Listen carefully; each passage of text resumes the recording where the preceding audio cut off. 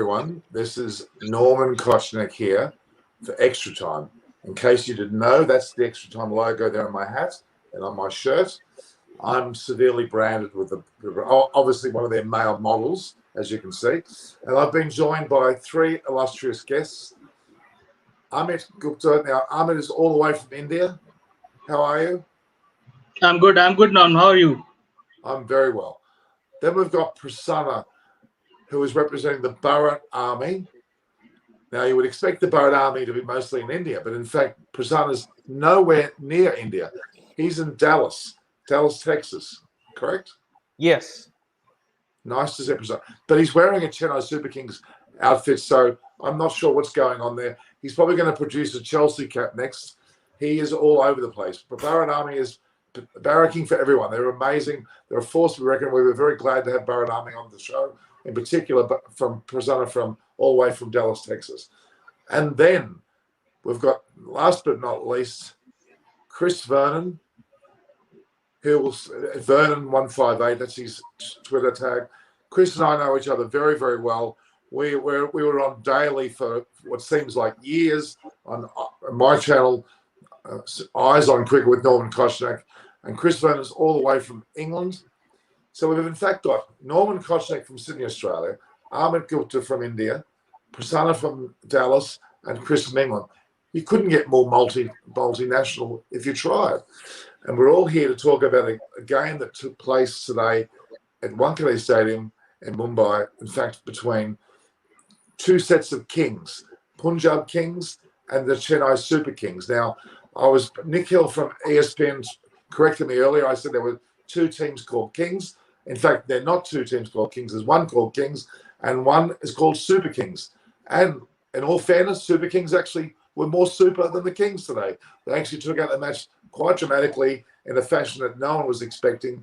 I think most people predicted that Punjab Kings would be the winners. But in fact, CSK, Chelsea Super Kings, came out and actually literally thumped Punjab Kings with a score that I would never have believed. If I just woke up, I wouldn't believe the score. And no, I didn't just wake up, even though it is, in fact, 3 a.m. in the morning.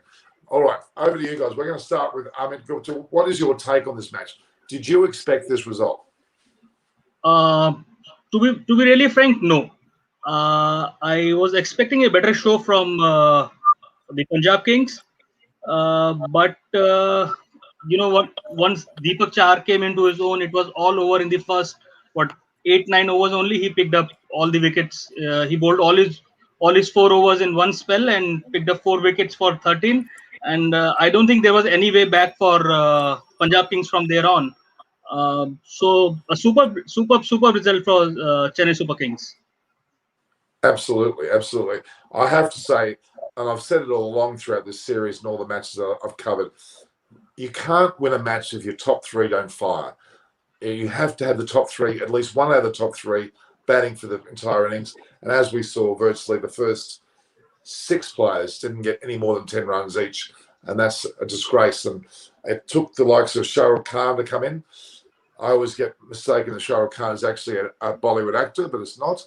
Shah Rukh Khan is actually someone here who scored 47 and really kept the team even slightly or remotely in this match. I'm afraid they were certainly not in the match for very long. And CSK certainly took them apart. Prasanna from Dallas, what's your take? You're wearing a CSK top. You're probably going to gloat. What's your thoughts? I mean, I expected a reaction from Chennai after their first game because we were terrible with the ball. And even though we scored 189, we made it so easy for Delhi Capitals to chase it. But this game, we all wanted to bowl first so that Deepak Chahar can make use of the early swing. But he didn't make it use of it to perfect effect. And their top players, Mayank Agarwal, Rahul, Gale, Puran and Deepak Hooda, we got them out within 6.2 overs. And there itself, the game was half done. And it was only a question of how much we were going to restrict them to. Was it like a 120 or 130? But we did very well to restrict them to less than 110. And Shah Rukh Khan is actually a Tamil Nadu boy from Chennai. So he did play very well. He played extremely well. And I thought he deserved 50 the way he played. But we did bat very well, even though Ruturaj got out. Like, he hardly got any timing, but Moeen Ali played superbly. Faf du Plessis played a good anchor role. And yeah, we finished the target in 16 overs and we're now up to second in the table. So overall, it's a good thing. Let's get not too carried away with being second on the table this early. Thank you very much. Yeah, I know that, but that's a little bit of a that is a bit of a gloat. I think I'm joking. The reality is that it is an incredible performance. No one gave CSK a hope. In fact, we're going to turn to Chris Vernon now, and Chris Vernon's words earlier on, I think, were quite clear to me that he thought CSK would come last this season. I agree with him. Welcome, Chris. Thank you. No, my opinion hasn't changed. I still see CSK being bottom. They obviously won a good pit toss. I think, we've spoken a lot about pitches recently, and the last 2 or 3 games, I don't know whether the pitch would have. I don't think it was a great wicket. CSK obviously bowled well on it.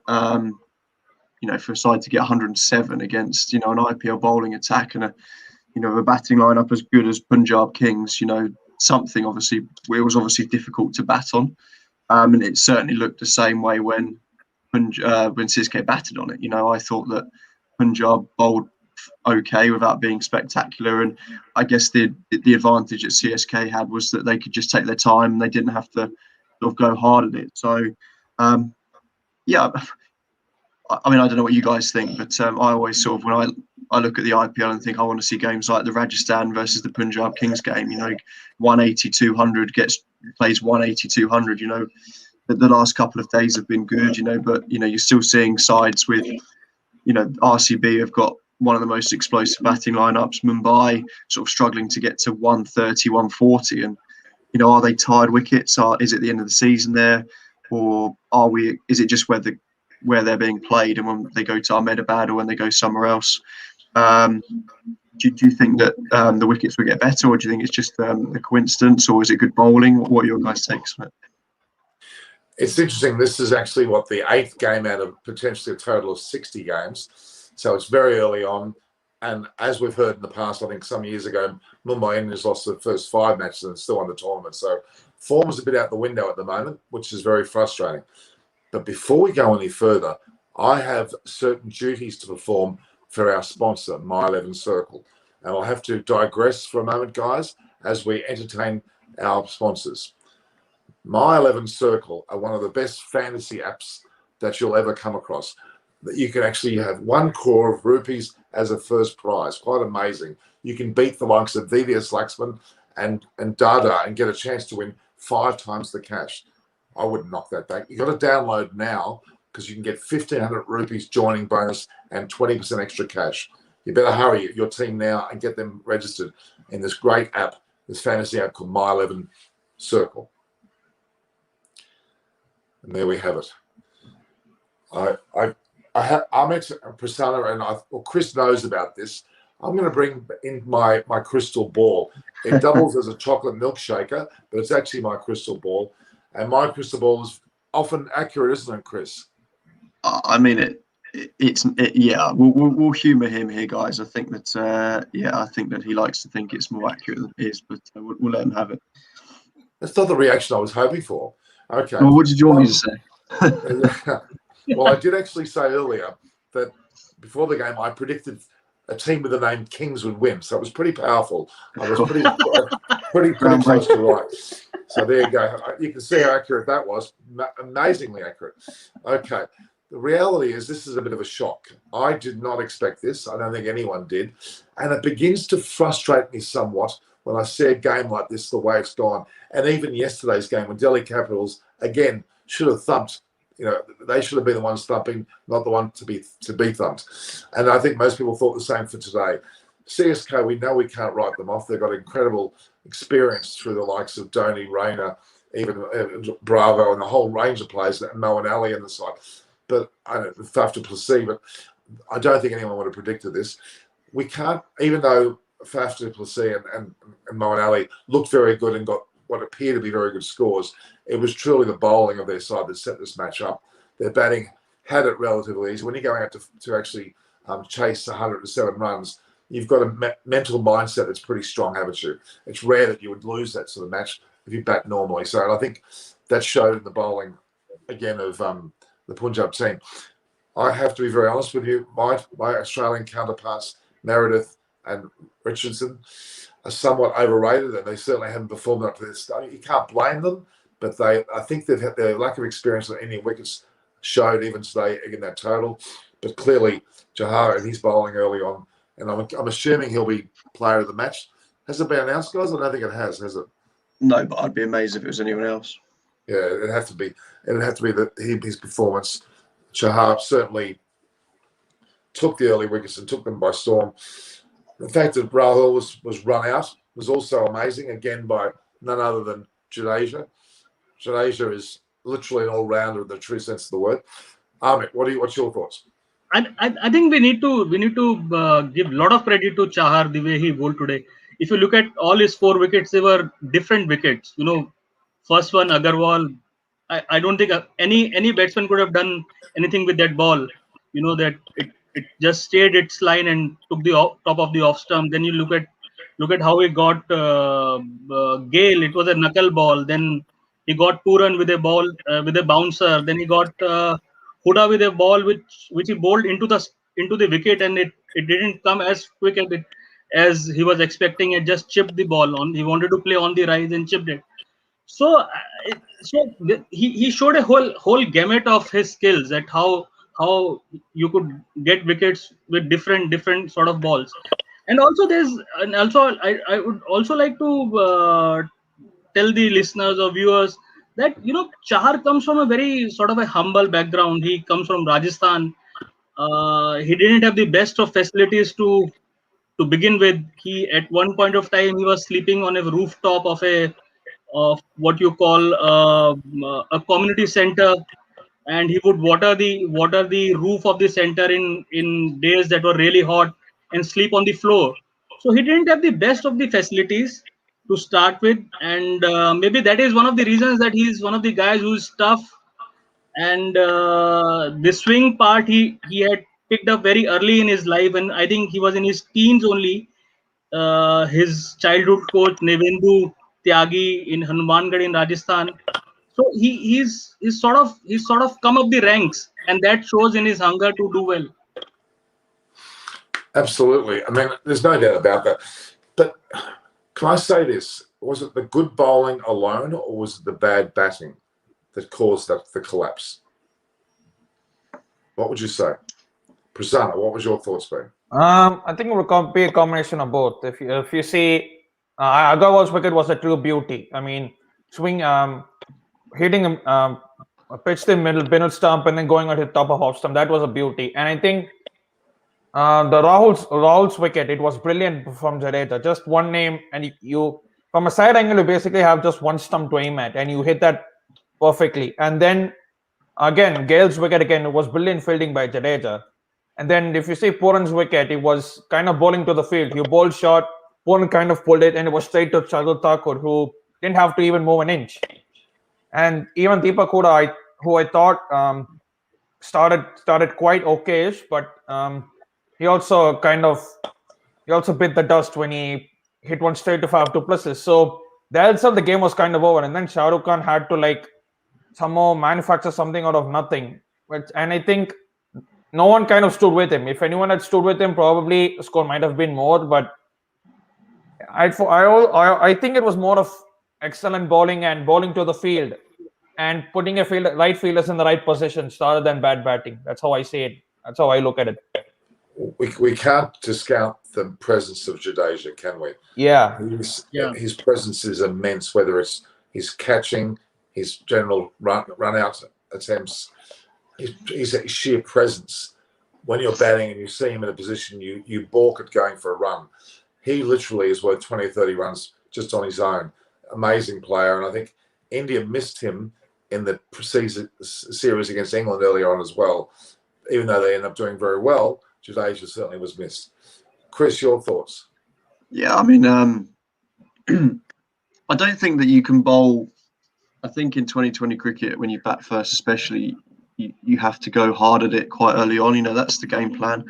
There's clearly a benefit to chasing. I think as every toss so far been elected to field first. I think that I don't think I can remember when they've elected to bat first. So there's clearly an advantage, or clearly what they think is an advantage to chase. And Argyle got a pretty good ball.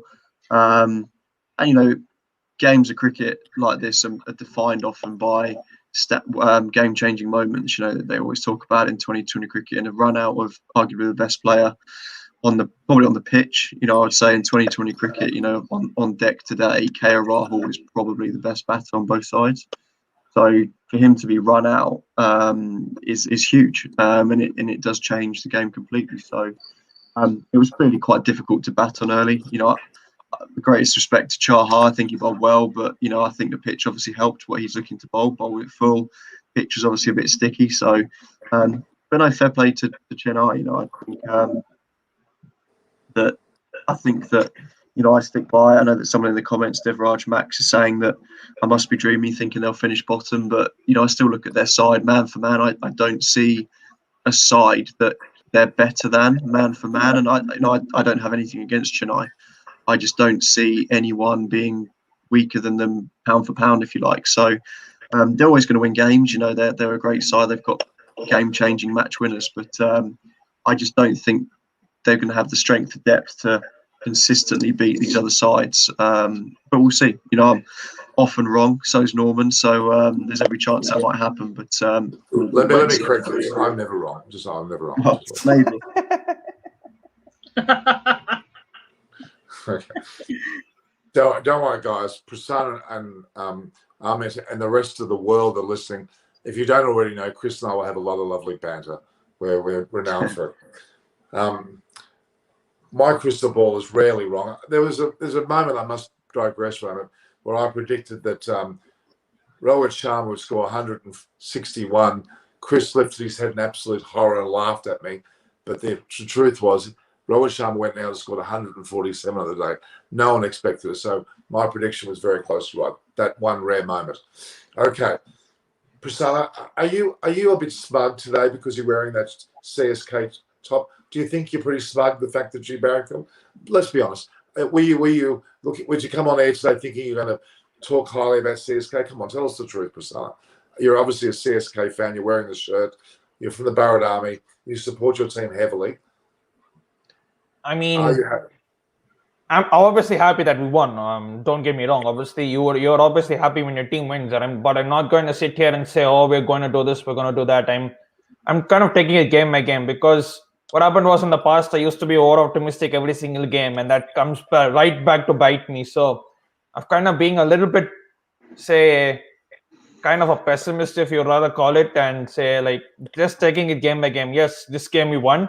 But the next game is against Rajasthan in 2 days. That will be a very tough game. You saw yesterday what they did against Delhi Capitals. Obviously, even though Ben Stokes is out for the tournament, they obviously don't have Jofra Archer, but they still have got very good players, and it will be tough against them. But you'll obviously predict your side to win every single game. That's you're just being biased. But let's see, if we beat them, it'll be good, because you need to have a consistent run of games to qualify. I mean, if you're not consistent, like say in a 14-game season, you're not.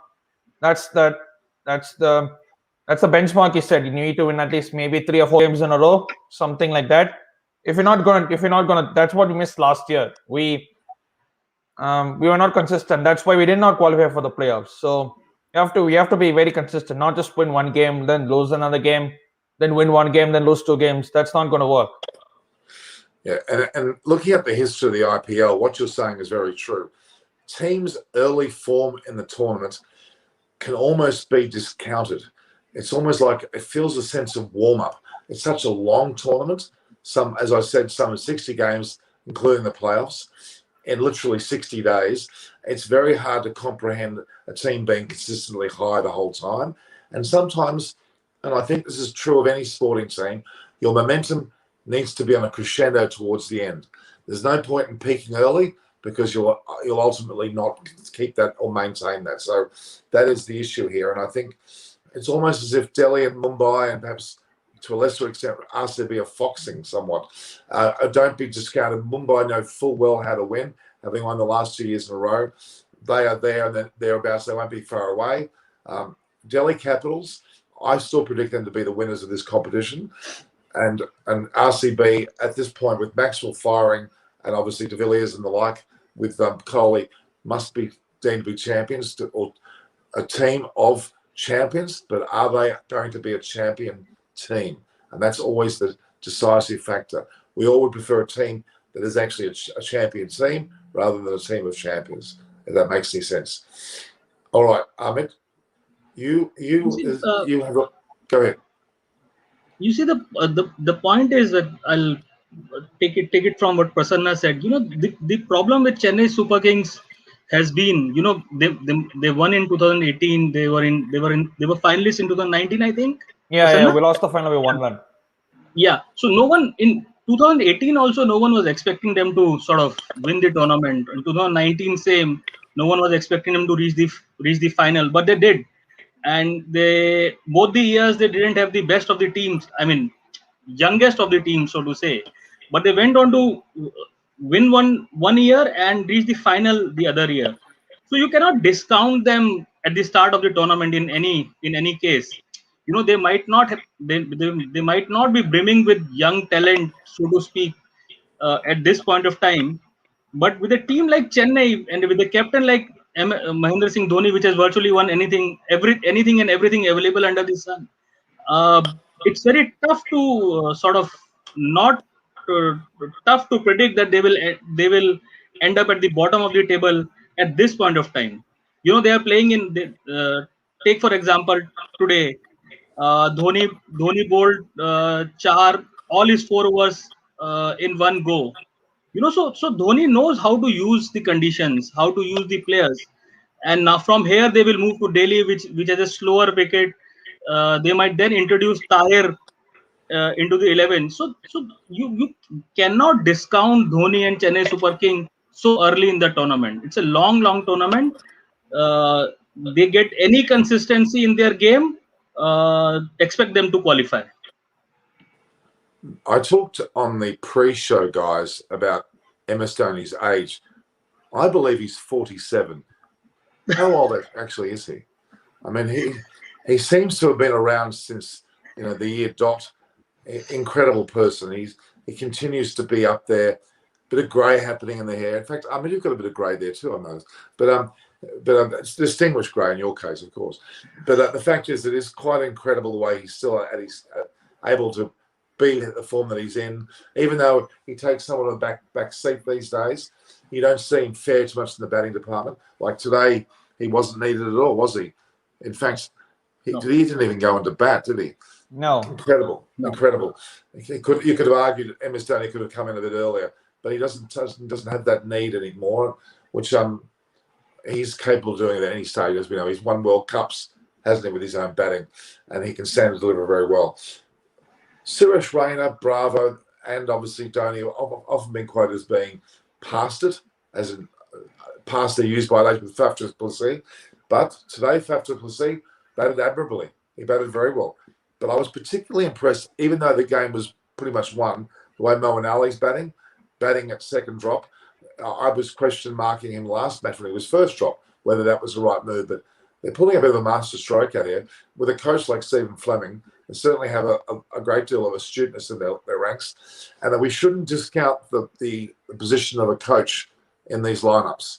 You've got the likes of Ricky Ponting with Delhi Capitals, even Simon Kaddish with RCB. There's some very astute coaches out there, and it's very interesting. I'm just trying to think of the team. I think it's Rajasthan Royals. They haven't actually got the title of a head coach there. They've got a director of cricket or coaching, but not the title of head coach, which makes my head hurt. How can you not have a head coach? How can you have all the fluffy names around it, but not the head coach? I don't get that. That's a rather unusual situation. Chris, any words that you like to bring about the match? I mean, we can talk about CSK's squad. I appreciate obviously all the fans out there, and they're a great side. And if they do get to the finals, the final four, it's a bit of a free for all because all sides can beat each other. That's one thing about the IPL is that once you get into that final stage, you've only got to win 2 games. You don't have to be. The only thing you have to do in the first 14 group stages is qualify. It doesn't matter where you finish because anything can happen. You look at the CSK squad; they are they are probably by far the oldest squad. You know, I reckon it wouldn't even be close. Average age, and you know, Dhoni's a legend, but they are in the twilight. You know, they're not the cricketers that they were when they're in their pomp. You know, even the guys they're calling on, Faf du Plessis, 36, 37. You know, Imran Tahir, Dwayne Bravo. You know, they are an older squad, and at some point they're going to have a. It might be next year with the 2 new teams and a full auction that they literally just completely reshuffle and have a complete change. And I think that is probably the aim. You know, it looks like that if they, I don't know what the rules will be, but someone said that each team might be able to retain 3 or 4 players and everyone else goes into the auction. It might be that CSK are just saying, let's get through this year. Let's see how we go. Probably not expecting to do much in terms of winning it. And then just have a complete swap, you know, or complete refresh next year. You know, I think the fact that relying heavily on Mo and Ali with the bat and with the ball probably strengthens that about the rest of their squad. You know, this is a guy that couldn't even get in the England side for the tournament, for the one-day series in, you know, the 2020 series in India. So, I mean, it's a good thing from an England fan. You know, I think there was a lot of talk that Mo and Ali should have played. But fantastic, go and dominate an IPL, and it's only going to benefit England for the World Cup in October. So, you know, that's got to be a good thing from England's perspective. It's a very selfish point of view, but anyway, I won't go on it. But it's true, you know. I think that it's definitely a point to look at.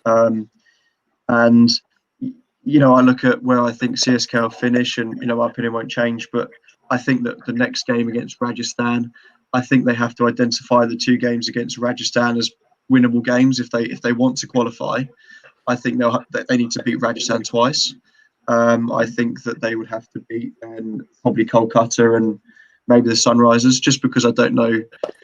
I think that RCB and Mumbai are probably going to be the top 2. I think they're going to be the strongest 2 sides in the competition. So they have to probably, even though it's early and form comes and goes, I think that CSK are probably already identifying Rajasthan without Stokes and Archer, who are, let's face it, 2 of their most influential players. You know, they probably see that as almost a must-win already, if that makes sense. I mean, and look, I totally agree. The fact is, Punjab Kings were awful today. Absolutely and utterly awful. There's nothing less you can say about them. Okay, the bowling was fair to middling for CSK, but Punjab were awful. And even though they won their last match, they quite clearly not up to a consistency bar. And it is perhaps an aberration. Delhi Capitals' loss was also so. But I think Punjab Kings, Rajasthan Royals, and CSK are still the bottom 3. Unless something dramatic happens, I still believe they are the bottom 3. With Sunrise Hyderabad and KKR in that middle zone with the top 3. Again, depending on what happens, Mumbai Indians, the likes of Delhi Capitals and RCB are going to be favoured. When it becomes the serious end of the competition, where momentum will play a role, where the true cat amongst the pigeons will occur, where they'll actually be really intent being shown by sight. It's interesting how both teams went into this match virtually unchanged as well in their last matches. I thought that was quite admirable. It was quite admirable that they did that, but I thought there would have been room for some changes there, perhaps. But I still think there's some players that are not on the side that are going to feature. Dawood Milan, I'm sure Chris would agree, the best T20 player in the world, supposedly, is not on the team. Looking back to the likes of Steve Smith and Williamson not being in their respective teams, there's still some head scratching going on. And as Indians always say, the amount of foreign players, I would prefer to say non-Indians, but that's my way of looking at it, that they are in fact restricted to 4 players. I'm going to be interested in how that plays out in the future when you've got 10 teams next season, whether that's going to change. That may well become 5. Who knows? It may well be something they may have to look at, because they may have that need to have more foreign players, as you say, or non-Indians, as I would say. What do you think, Chris, about the number of players that are from overseas in the teams? Do you think 4 is the right number? I think it's always been 4, hasn't it? I think. But I mean, for the future. Yeah, I think you just have to look at and see how much it's stretched with squads with these 2 new teams. You know, if you have to bring in 5, then I don't see that as a bad thing. It just depends, I guess, on how they view it and where they see the strength is. I think Punjab Kings are in a weird position at the moment. I think Chris Gale Norman knows how much I love Chris Gale, and I think he's fantastic. But I think he's a massive luxury in that side because you've got Poran as well, and I think that there will be, if they collapse again, I think Gale probably plays again. But Darragh Milan has shown, over 25 games for England. I think in 24 games for England, he's got 11 50s and 100 in 2020 cricket. That's phenomenal. Like 1 in 2 games, he gets a 50 in international 2020. And if their problem is going to be the top of the order not firing, he'll add stability. He's a guy that can glue an innings together, and he's proven he scores runs. So I think that Gale at the moment is a luxury. If Rahul and Agarwal, like they did last year, are whacking everywhere, then Gale stays because I think he has to. But if Agarwal's out of form or Rahul's not scoring runs, then they might have to reconsider how they balance their side, because Gale isn't going to be a consistent guy. He's going to, in 5 innings, he's going to get 2 10s, a 20, and then 100 off 30 balls. He's not a consistent player, which is what Punjab had last year. Agarwal and Rahul were probably the best partnership in the competition. So there'll be pressure, I think, from the press as well to, they brought Milan in as the best player in the world, and he sat on the bench, carrying drinks. So if they keep losing early wickets, I wouldn't be surprised if you see him coming in. They've also got Chris Jordan on the bench. He's time and time again over the years, and I'm not saying it because he's English, but it seems to me that the way the pitches are playing at the moment, that the extra pace on the ball actually makes it easier. Deepak Chahar is not your quickest. Andre Russell took wickets the other day. He's not quick, he's not bowling particularly quick anymore. It seems to be that it's the medium pacers who bowl variations or you can swing it are the ones taking the wickets. And when Riley Meredith comes in off his 65-yard run up, whatever it is, it just seems a little bit easier to play. So they might just look to mix it up and to bring a guy in who isn't quite as quick and has variations and not just sheer pace. Ahmed and Prasanna, just be wary when Chris talks about certain English players or certain Australian players.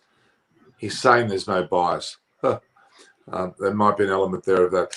Don't forget, we've got an Ashes series coming up at the end of the year, and Chris is already jockeying for position early. So there's a subliminal message going on here about England. Just letting you know, there is an element of bias. I just think I'm looking at what Punjab will see their side as, and they've obviously brought the 2 big quicks in from Australia, and all Riley Meredith really has, he's got a slow ball, but him and Richardson are very similar. They both hit the deck and they bowl quick, and it's fine in Australia when the pitches are quicker and it goes through, and short pitch bowling is effective. Whereas on some wickets in India, the extra, look at Moeen Ali today, came and hit 2-yard cover drives on the up, just because Meredith was quicker. Whereas Chahar and a few of the other guys who are a bit slower are harder to get away. So they might look at their squad and think, how can we strengthen our bowling? And I'll look at their squad now and just see exactly who else, if it isn't Chris Jordan. I actually don't think Chris Jordan's a particularly great bowler. I think he's good. But he's not in good form. He's not in good form, though, Chris, is he? You can look to target him. So they might look at how can we strengthen our bowling attack. It might be Moses and Reeks comes in.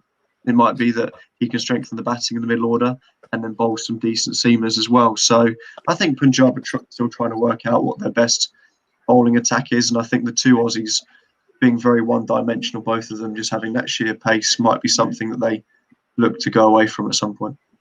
Well, let's be honest, and I'm Australian, but I'm going to be quite hard with Meredith and Richardson. In my opinion, they're overrated at this stage of their careers. They haven't yet made it. They bowl admirably in the recent BBL match. India seems to have got very excited about them and bought them at high prices. They have not played in India beforehand. They're literally hitting the Indian pitches for the very first time. They're very raw to it. They're underdone, and they're showing it. Quite frankly, they're going to be disappointments this series, if I'm being honest. And a player like Chris Morris, I thought was overrated. He did an amazing job yesterday with his batting to get them through. But I think there's an element of that going with Chris Morris too. A lot of the lower sides do pay overs for their players to get them into their team. And the other irony is, and I find this bewildering, teams are known to actually purchase players at auction so as to stop other teams getting them. even though they may not necessarily use them as a first line of bowling, batting or something. Like, for example, Milan, both Williamson and Smith, all three of them. That I don't think there could be no intention of using any of them in the top side. It may well happen. But I mean, let's just make it clear, though. I think that Williamson's going to be a next match. I think that he will have to be used in their situation. Amit, taking up from Chris, David Malan. I mean, he can only fit into the team if you are dropping Puran. I mean, if you play Gale, if you're playing Gale, then you have to drop Puran to make a space for David Malan. So that's a problem that Punjab will have, and I think their chances will depend a lot on how the Agarwal and Rahul partnership at the top does from them. Because if you look at their Indian batting, that's not that great. Deepak Hooda is good but not great. If you compare it to some of the other teams and the players that they have, the Indian batsmen they have in their teams, Kings don't have that luxury. Their two best batsmen are batting for them at the top of the order, Mayank Agarwal and Rahul. So that is one thing that they will have to somehow get right every game. It's not every game, most of the games. Rahul and Agarwal have to give them starts. And I'll also like to make a point about Chennai here.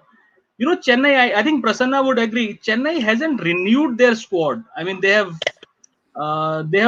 on consistent basis, auction after auction, they have not brought in young blood into the side. Someone like Delhi have done with with Prithvi Shaw, or someone like Mumbai Indian have done with Surya Kumar Yadav or Ishan Kishan. Chennai hasn't done that, and probably that is something that is going against them at this point of time. Their lack of young blood in the team. That's true. I mean, the only person who is no longer young is Jadeja, but he's still at the top of his game. Yeah, I mean, he's still 32, I think. He's a remarkable. I don't think India or even the world realise how important Jadeja is. He is such an impressive player. Yeah. Obviously, with his bowling, even today, he's batting in general, his fielding, his presence. I don't think there's another player like him. He's a standout as far as all-rounders are concerned in the world, and his statistics show it. He's taken a truckload of wickets and batted in particular well as well. I think there's an amazing situation. But you're right. I think Chennai CSK will go through an overhaul. Today, for example, we should acknowledge this. It was MS Dhoni's 200th IPL match. Yeah, quite an achievement. I asked earlier on in the day whether there was another player that's reached 200. No one. Raina, maybe. I don't know whether there are. No one. So because Raina missed a whole season because of injury. So, not injury, like he had some personal reason last year, so he didn't play a whole season. Right. He didn't play the whole season last year. Yeah. Before that, he was more capped than Dhoni. Yeah. He was not injured even for a single game. Oh, so he's not far away from the 200 then. He's still up there, isn't he? Yeah. You must be. Chris, what were you going to say? I think to be picky, Norman, I think it's his 200th game for CSK.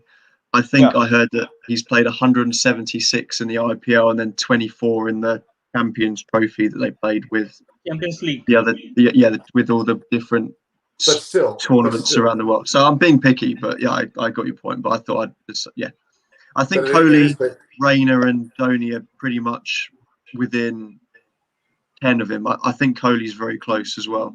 I think we looked and we spoke last time. I think Kohli and Raina are very close to getting there as well, and they might even get there this tournament. I think Kohli's within 10, I think so. Right. I mean, the reality is, though, Dhoni's captained that team for 199 of those 200 with one game where Raina captained. It is a pretty remarkable record, let's be honest. The man deserves applause. But I'm concerned about two things. And I think a lot of senior sports journalists in the pre-show, is he going to hang on too long? Should he leave at the top? Could it be a season like this season where he does stop playing? He has to make that decision at some stage. and I hope he doesn't linger too long, because I think he deserves to go on some sort of a high from the IPL as he did from his other career commitments. Anyway, what's your thought? Amit, what do you think? You're a bit of a Dhoni fan, I'm sure. I think he has. I think he has. I think he has overstayed. I think he has overstayed. Yeah. I mean, but you have to look at it this way. I don't think any professional sportsman, barring a few worldwide across the sports, have got their timing of exit right. It's not easy. We can, having not. I haven't played at any level, so it's easy for someone like me to say, oh, he should go now. He should go now. But if you look at from Dhoni's perspective, it cannot be easy to just let it go. But if you ask me as an observer, I think he should have left in 2018 at best. I mean, he has overstayed, slightly overstayed his welcome. Look, I only compare the likes of a Tendulkar, who certainly had a long career. We know that. Yeah. But even Shane Warne left it only at his peak. He could have played a few more seasons. But alternatively, and I'm sure Chris will agree with me, James Anderson and Stuart Broad are going well beyond anyone's expectation of how long they would play, but they're still playing at their top. You would argue James Anderson's in a renaissance of form with his situation, although it's predominantly Test cricket. It's hard to judge these days, but if I was a player of that magnitude, I would like to leave on top. It's a certain graciousness to do that. And Dhoni's dangerously looking at a situation where if CSK fall out really badly, does he retire with a team that's lost? That's something he needs to work out, I think. I think that's important for him. It's not about money anymore. It's about pride, I think, in the case of a Dhoni. All right. Now, of course, Deepak Chahar got the player of the match. And in the previous match, it was also a bowler who got the player of the match. I'm not sure. I'm very disappointed with the batting all round in the last two matches. All four teams that have been involved have been, quite frankly, shocking. I mean, CSK had it easy today. I'm not even counting their form. It's a bit like the time when India were all out for 36 and Joe Burns went and scored a 50. Fat lot of good that did to Joe Burns. Joe Burns didn't last long past that point, did it? I shouldn't be nasty, but it's true. I mean, that when you've got a small total, you can look very good when you bat chasing a small total. You can look so like King Kong, but the fact is, it's not true form. Let's be honest. You are in a very different mindset. When there's pressure on you, you bat differently. It's probably last three games, Norman, really. If we're going to talk about the batting, probably the RCB game, they played Sunrisers. Take Maxwell out. Even four, if Mumbai played KKR as well. KKR were like 30, they needed 32 off, so with 7 wickets left. Collapse, God knows how they lost that game. I was shocked. I honestly think the wickets haven't been very easy to bat on. We're not banging in 240s, and we've spoken a lot. I don't know if Saranam, you watched our show, we were talking the Test series. There was a lot of talk about the wickets in the England series. And obviously everyone just saw English that I was, but it just seems I have this thing with IPL cricket, and I think I just want to see the flat wickets. I just want to see those powerful batting lineups, just whack it and then bring the. I'm not saying it needs to be like playing on glass and they're getting 300, 250. I just think the last, apart from the Rajasthan Punjab game, it just feels like it's difficult for these batting lineups. And there's talk every side. I know they play premium for their big seamers, but all these batters are struggling at the moment. Apart from maybe Maxwell, who's done well in both games, I can't think of any other big batter who's gone out. Bairstow, Kohli, De Kock, Sharma. They've all gone at sort of a run a ball early, and they haven't gone out and whacked it. And is it? Do you think that slightly bowler weighted on the wickets? And I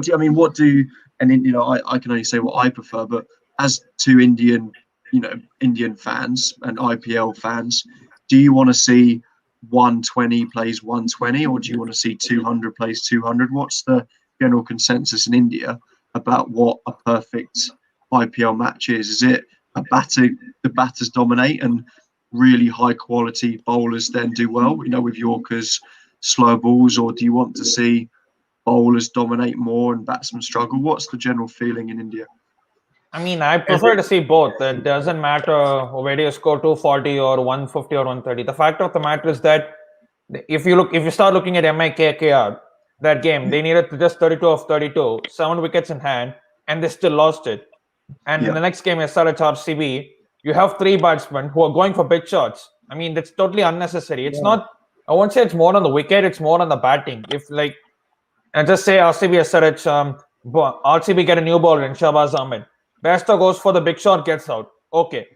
That's one batsman, fine. But Manish Pandey, next ball, he still tried to get on the wicket and try to play a glory shot. I mean, why? And again, Summer 3 balls later, tries another big shot and he gets out. I mean, that's half the game done. I mean, even yesterday, I don't think it's more on the wicket. It was more on the shots played. If you look at the way Prithvi Shaw got out, very slow ball. Shikhar Dhawan tries to ramp in the 4th or 5th over. And Rahane, like, kind of, he gets on the wicket and then Unadkat slows the ball and he's like, oh, what do I do here? He just taps it and Unadkat gets it straight to him. It's more on the batting. It's more on the batting, more on the pitches. And I think, yes, the pitch can do tricks here and there. And we saw today.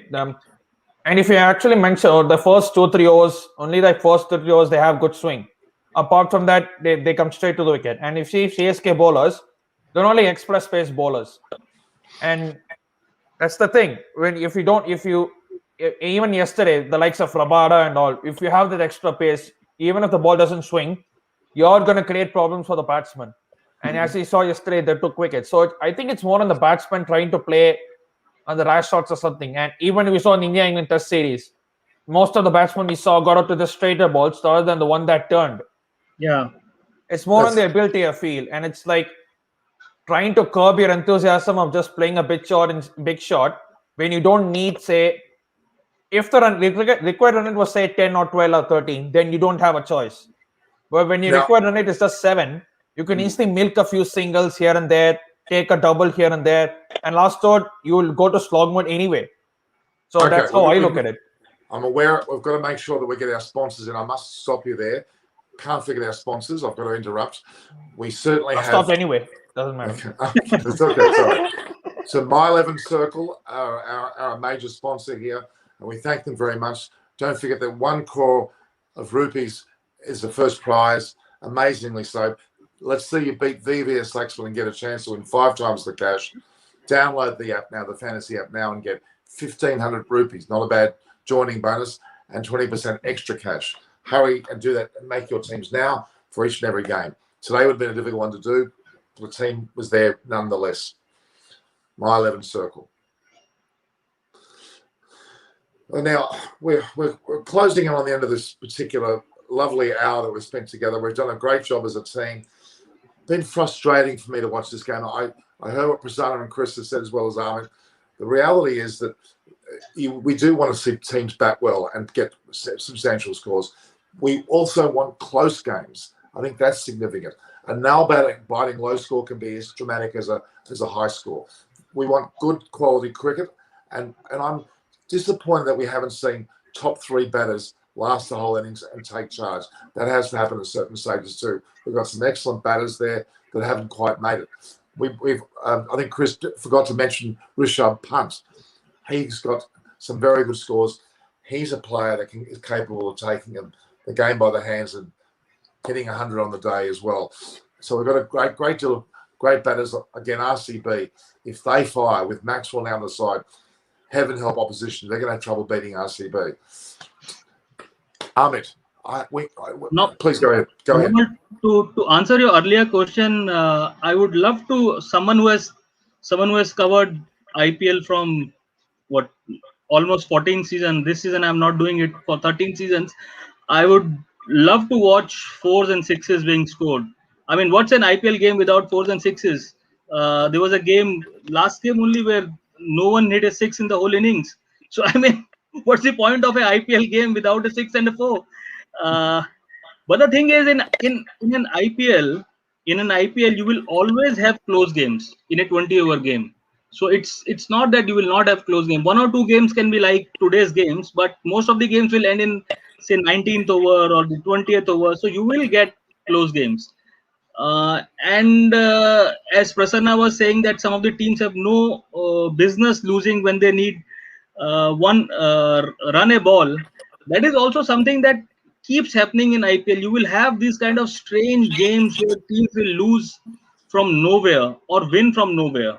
So that's what I call an IPL speciality, which keeps giving us such bizarre sort of games every season. Absolutely. But we're not stopping watching IPL, are we? IPL is No, no, still no, the no most way, exciting tournament in no the way. world. Having watched the BBL in Australia where we had virtually full crowds, something was missing this season. I didn't get the enjoyment. There was the pizzazz was gone. And I do believe we need to promote the game more by having more players play around the world. We don't have any Indian players playing in Australia. We don't have probably enough playing the IPL.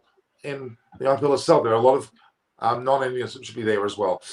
All right, Prasanna, a quick last note, please. Yeah, you mentioned that Indian players are not playing around the globe on the T20 leagues in the world. That's why I think the number of foreigners is counted to 4, because even if you look at the foreigners, they are playing in T20 leagues across the world, be it BBL or the CPL, or you can take many leagues. Yes, That's the problem with Indian players. They're not playing anywhere else in the world. If you say increase a foreigner count to maybe 5, you're probably he might play another foreign league across the world, but you might be taking a chance of an upcoming, say, uncapped Indian player who's only shot to glory is the IPL or That's the true. domestic T20 league. So it's a tough situation, but I think for foreigners, I still think would be fine going forward, even though there are 10 teams. and Well, and having and said, also and also we are also talking about the depth in Indian cricket, the great depth in Indian cricket. So I think I would say, why not 3 foreign players? I mean, when there is so much that's depth a in fair the point. depth in That's the a fair point. so many youngsters, so many good Indian batsmen, so many good Indian fast bowler coming up. Why do you need a fifth foreigner? I mean, 4 is just fine. Maybe 3. Because I think it's a commercial element, isn't it? I think that Yeah, yeah. as That's much as the IPL, the last thing in the yeah. BCCI want it to turn into is an Indian Mushtaq Ali. domestic league. You know, they want Yeah. Chris Gales there, they want AB de Villiers there. They don't. You know, I could never see it going to 3. I could see it going to Yeah, 5. yeah. I could never see it I know. going the other way, just Yeah. because I think that it loses a bit of the glam. But we've spoken about with Norm before about it's a shame that India don't Global let their quotient. players go and play in other parts of the world. But I'd like to see England, for example, turn around and say, well, if you're not going to let your one-day players come and play in the 100, we're not going to let your players come and play in the county championship, and they can come over and go and face Jimmy Anderson and Stuart Broad without playing any cricket. We don't want Pujara coming to play for Archer. In your dreams, I Chris, know. in your And dreams, what I'm saying is, I would like to see them say two can play at that game, but it'll never happen. And I'm not saying it should, but if it you did, can I reckon you can India dream might about it change their. I think if tonight. it did happen, India might change their stance and say that the value that Pujara's had playing for Yorkshire or Kohli had when he tried to come and play for Surrey outweighs more that Kohli come and play in the 100. You know, for example, I think that they might see that. I think India see in their batsmen coming and playing in England in the county championship as a massive value to playing before playing a Test series in England. And I don't know, it won't happen, but it would be great if they turn around and say, you know what, 2 can play this game. If that's how you want to play it, fine. I mean, if we had 7 non-Indian players, I'd be playing. No.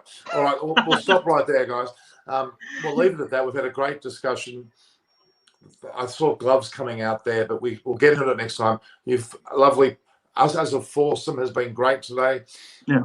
Again, we're on to the next game, on to another game. This is not only 8 of close to 60. It's going to be a long tournament, but a very rewarding tournament, especially in light of the World Cup. This is Norman Kochnik here for Extra Time, as you can see by my hat and my shirt and my cap, because my program starts after this, guys. So you come across to Eyes on Cricket with Norman Kochnik, following us to Chris and I and DeBasses on that as well. So welcome, guys. Thank you very much. Thank you, Prasanna, from your Burrard Army perspective, all the way from Dallas, Texas. Next time you've got to come on with a bit of a twang. Otherwise, we won't know where you're from. Okay. And Amit, you've been a pleasure. Very distinguished as you are, very senior as you are. Amazing to have you on the show. Thanks, Chris, as always. Stay tuned, guys. This is Norman Kostek from Extra Time signing off. Say goodbye. Thank Cheers, you. guys. Bye-bye. Thank you.